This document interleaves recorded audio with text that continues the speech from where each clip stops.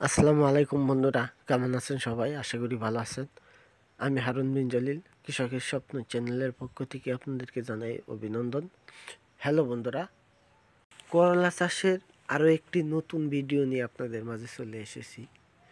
যদিও আজকে করলা চাষ নিয়ে কথা বলবো না, কিন্তু মূলত করলা চাষ করার পূর্বে আমাদের আগে যে কাজটা করতে হয় সেটি হচ্ছে চারার ব্যবস্থা করতে হয়। চারা নিজেই তৈরি করি অথবা মার্কেট থেকে কিনেই আনি, যেইভাবে হোক না কিনা চারার প্রয়োজন হয়। আর করলার চারা তৈরি করার জন্য বা করলা চাষ করার পূর্বে আমরা কোন জাতের করলাগুলো চাষ করব সেটা আগে ঠিক করে নিতে হয়। আর এখানেই কথা, সেটি হচ্ছে এখন স্ক্রিনে আমার হাতে কিছু বিচি দেখতে পাচ্ছেন, করলার বিচি। আর এই বিচিটা নিয়ে আমি ইতিপূর্বে আমার চ্যানেলের একটি ভিডিও দিয়েছিলাম করলা চারা তৈরিকরণ নিয়ে। আর আমি জাতটি সংগ্রহ করেছিলাম টিয়া সুপার। এখানে আমি 400 চারা তৈরি করার জন্য বীজ ফেলেছিলাম, কিন্তু দুঃখের বিষয় হচ্ছে এখন আমার হাতে সেই বীজগুলা দেখতে পাচ্ছেন, কারণ সেই বীজগুলো সবই নষ্ট হয়ে গেছে।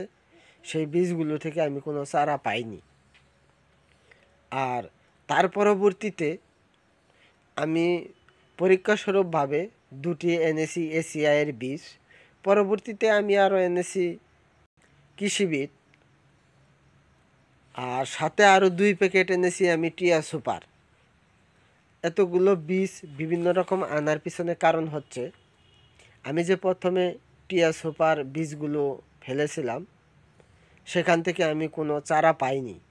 ইতিপূর্বে এরকম কোনো সমস্যা আমার হয়নি, এইবারই এই সর্বপ্রথম সমস্যা হয়েছে। আর সেটাই পরীক্ষা করার জন্য আপনারা স্ক্রিনে এখন দেখতে পাচ্ছেন যে আমি আবার নতুন করে চারাগুলো ফেলেছি। এখানে এখন যে স্ক্রিনে চারাগুলো, ঘন চারাগুলো আপনারা দেখতে পাচ্ছেন, এই যে এই দিকে, এখানে আমি 2 প্যাকেট এসিআইয়ের 2 প্যাকেট বীজ এনে আমি এখানে ফেলেছি। আলহামদুলিল্লাহ, এই চারাগুলো বেশ সুন্দরভাবে গজিয়েছে। এখানে তেমন চারা মার যায়নি। আর শতকরা 85টা চারা হবে, 15% চারা হবে না, এটাই স্বাভাবিক। সেই প্রেক্ষিতে আমার এখানে সবগুলো চারাই উঠেছে আমি দেখেছি, এবং যেগুলো উঠে নাই সেগুলো এখনও উঠছে।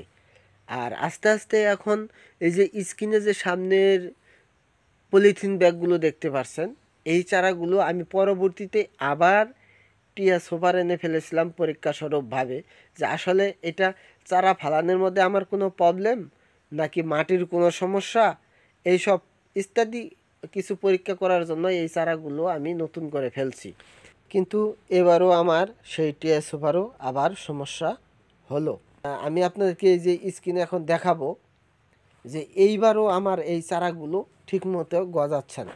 আর এটার পিছনে সমস্যাটা হচ্ছে শুধুই টিয়া সুপার। টিয়া সুপারের যে বীজগুলো এবার আমরা পাচ্ছি, বীজগুলো মূলত ভালো নয়। তাদের বীজগুলো সংরক্ষণ করার জন্য কোনো সমস্যা হয়েছে, সেই প্রেক্ষিতে বীজগুলো ঠিকমতো গজাচ্ছে না। আর এই প্রেক্ষিতে আমরা কৃষকেরা যারা এই করলা চাষ করছি, তারা দেখা যায় যে এই টিয়া সুপার করলা চাষ করতে গিয়ে মার খাচ্ছি, মানে বীজতলা তৈরি করতে গিয়ে প্রথমেই আমরা মার খাচ্ছি। এটা আমার বেলা হয়েছে, কারণ এই সমস্যাটা আরও অনেকেরও হয়েছে যারা এই টিয়া সুপার বাজার থেকে সংগ্রহ করেছেন এই বীজতলা তৈরি করার জন্য। তাদেরকে আমি জিজ্ঞাসা করেছি, তাদের অনেকেরও এই সমস্যাটা হয়েছে। আসলে মূলত আমি এখন বুঝতে পারছি যে মূলত আমাদের কোনো সমস্যা নয়, কারণ আমরা আজকে নতুন এই বীজতলা তৈরি করি না, বীজ থেকে চারা উৎপাদন করি না।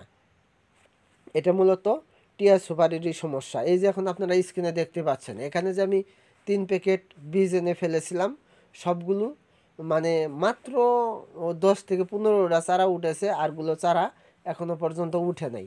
আর আমি এই টিয়া সুপার চারাটা ফেলেছিলাম 2 দিন আগে। আর যেই আমি এসিআইয়ের 120 ফেলেছিলাম 2 প্যাকেট, সেটা ফেলেছিলাম 2 দিন পর। তারপরেও দেখা যায় যে এই টিয়া সুপারের আগে আমার এসিআইয়ের বীজগুলো গজিয়ে উঠছে। এতেই আমরা বুঝতে পারছি যে মূলত আসলে বীজের ওই সমস্যা। সেজন্য আজকের এই ভিডিও তৈরি করার পিছনে একটাই কারণ, সেটি হচ্ছে যারা এখন আপনারা এই করলা চাষ করার জন্য বীজতলা তৈরি করতে যাচ্ছেন, মানে করলার চারা তৈরি করে যাচ্ছেন, তারা একটু সাবধানতার সাথে বীজ কিনেন। কারণ টিয়া সুপারের আমি এইবার যে সমস্যাটা পেয়েছি, এটা বিশাল সমস্যা। এটা শুধু আমার একার নয়, আরও বেশ কিছু মানুষের এই সমস্যা হয়েছে। সেজন্য আমি আমার মানে জ্ঞান থেকে আমি বলবো যে আপনারা যদি এইবার করলা চাষ করতে যান, আপাতত টিয়া সুপারটা বাদ দিয়ে অন্য যে কোনো জাত আপনারা চাষ করতে পারেন। আর দেখা যায় যে যেখানে আমি অন্য অন্য জাতের বীজগুলো পাচ্ছি 200 টাকার নিচে, আর টিয়া সুপার আমার বীজ কিনতে গেলে দেখা যায় যে 240 থেকে 250 টাকা লাগে, তারপরেও বীজে প্রবলেম। সেজন্য আমি আপনাদেরকে বলছি যে আপনারা এই বীজতলা তৈরি করার পূর্বে অবশ্যই বীজ যাচাই বাছাই করে কিনেন। গতবারও আমি আমার জমিতে করলা চাষ করেছিলাম, আর করলা চাষ করে ভালো একটি রেজাল্ট পেয়েছিলাম। আর গতবার আমি চাষ করেছিলাম লাল তেলের শুধুই টিয়া, আর টিয়াতেই বাম্পার ফলন হয়েছিল আমার। এবার চেয়েছিলাম যে আরও একটু ভালো করে করার জন্য, আরেকটু উন্নত জাত সংগ্রহ করে চাষ করার জন্য। সেই প্রেক্ষিতে এইবার আমি এই টিয়া সুপারটা সংগ্রহ করেছিলাম। কিন্তু আসলে বীজের যে এমন সমস্যা সেটা আগে বুঝতে পারিনি।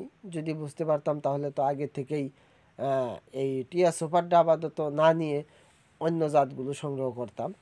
এবার যেহেতু আমি টিয়া সুপারে মায়ের খেয়েছি, সেই প্রেক্ষিতে এবার আমি টিয়া সুপারটা আপাতত বাদ দিয়ে এখন যে জাতগুলো নির্বাচন করছি সেটি হচ্ছে এসিআই এর পাপিয়া সুপার। আর সেই সাথে আরও একটি জাত আমি নির্বাচন করেছি, সেটি হচ্ছে কৃষিবিদ সিডের হাইব্রিড গ্রিন বাংলা। আশা করছি আল্লাহ রহমতে গতবারের মতো এই দুটি জাত থেকেও বাম্পার ফলন আমি পাবো। টিয়া সুপারের বীজ থেকে চারা করতে গিয়ে পরপর দুবারেই আমি ব্যর্থ হলাম। ভেবেছিলাম যে প্রথমবার হয়তো কোনো সমস্যার কারণে এই বীজ থেকে চারা উঠলো না, কিন্তু দ্বিতীয়বার তো ভুল হওয়ার কথা না। যাই হোক বন্ধুরা, আসলে এটা কোন কারণে কিভাবে হলো সেটা বুঝতে পারছি না। আমি শিওর যে আসলে বীজের ওই সমস্যা, কিন্তু বীজের সমস্যা হলে তো আর তাই বলে চারা করা বাদ দেওয়া যাবে না, আর করলা করাও বাদ দেওয়া যাবে না। করলা আমাকে করতেই হবে। সেই প্রেক্ষিতে এবার অন্য জাতি আমি নির্বাচন করছি, আশা করছি যে ভালো ফল পাবো। হ্যালো বন্ধুরা, আজকের ভিডিও তাহলে এখানে শেষ করতে যাচ্ছি। ভিডিওটি যদি আপনাদের ভালো লাগে তাহলে অবশ্যই লাইক কমেন্ট শেয়ার করবেন। আর যারা আমার চ্যানেলে নতুন তারা অবশ্যই আমার চ্যানেলটি সাবস্ক্রাইব করে রাখবেন। ধন্যবাদ।